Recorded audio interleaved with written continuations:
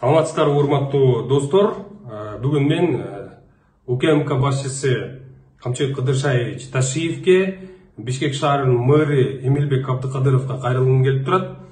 Эсиңиздерде болсо 13 июль күнү Камчыбек Кыдыршаевич курулуш компанияларынын жетекчилери менен жолугушуу өткөрүп, ал жерде ушул Бишкектин южный зоналарында жүргүзүлүп жаткан курулуш объектилерине сууга, канализацияга кошулуу боюнча технический условия берердеги тарифтер тууралуу кеп козгоп, эмне себептен Бишкектин борбору эгерде бир тариф менен кошулса, Бишкектин ошол түштүк борборунда курулуш жүргүзүп жаткан курулуш компаниялары бөлөк тарифте төлөшү керек деген маселе козголуп, бир ай ичинде Бишкек шаардык кеңешинин депутаттарын чогултуп, ушул маселени чечүүнү Бишкек шаарынын мэрине тапшырды.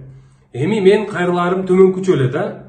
Эсиңиздерде болсо 2016-17 жылдары ушул Бишкектин Южный магистраль, Билинка, Асанбайдын маңдайы тараптарына, негизи Бишкектин Южный зона деген мындай кеңири да, ошол жерлерге курулуш өтө мындай байма-бай жүргүзүлчү эмес да. Эмне себептен? Анткени ал жерде суу жок болчу. Суу, канализация жок, мейли баягы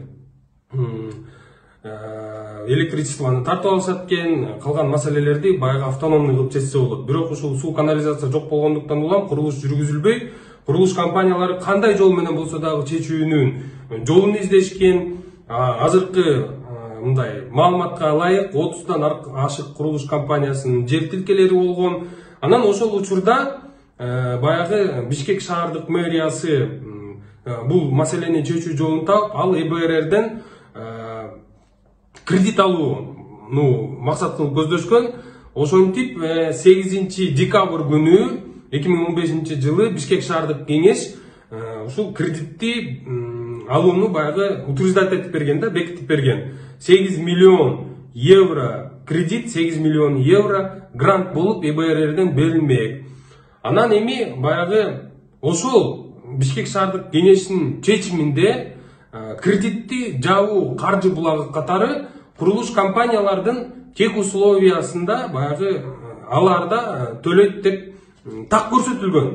За счет застройщиков бул кредит төлөнөт деп. Демек мен ойлоп атам, ошол жерде курулуш көлөмүн эсептеп чыгып, анан примерный тариф иштелип чыккан деп.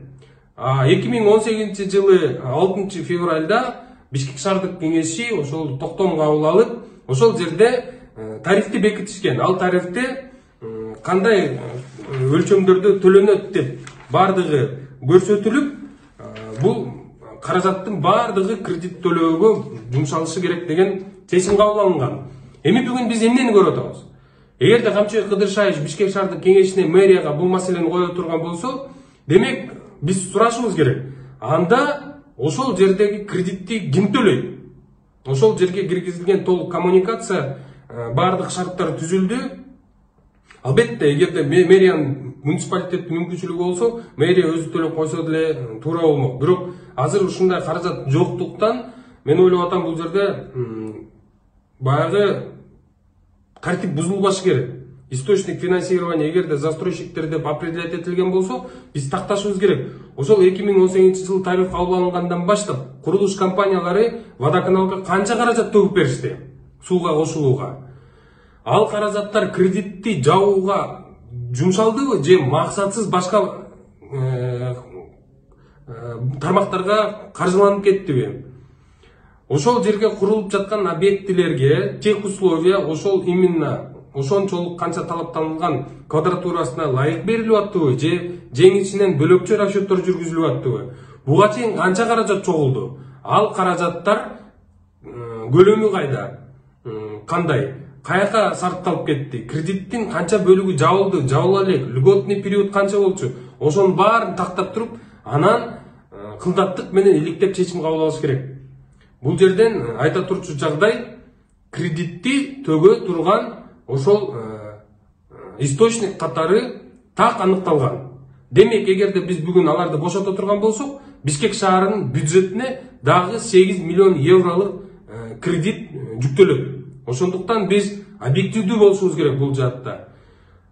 Эсептелип чыкканда ошондо эмне себептен мындай тариф кабыл алынган, ким санап чыккан мындай тарифти, жана буга чейинки жүргүзүлүп жаткан иш аракеттер эмнеге курулуш компаниялары менен ошол эле курулуш жаатында иштегендер менен кеңешилген эмес. Кеңешилген болсо, эмне себептен 2018-жылы ушул тарифти кабыл алып атканда курулуш компанияларынын позициясы бөлөк болгон. Бүгүнкү күнү уже баягы коммуникацияны киргизип, кредит алып, освоить этип бардыгын 35 скважинаны казып суун чыгарып бергенден кийин курулуш компанияларынын позициясы бөлөк болуп атат.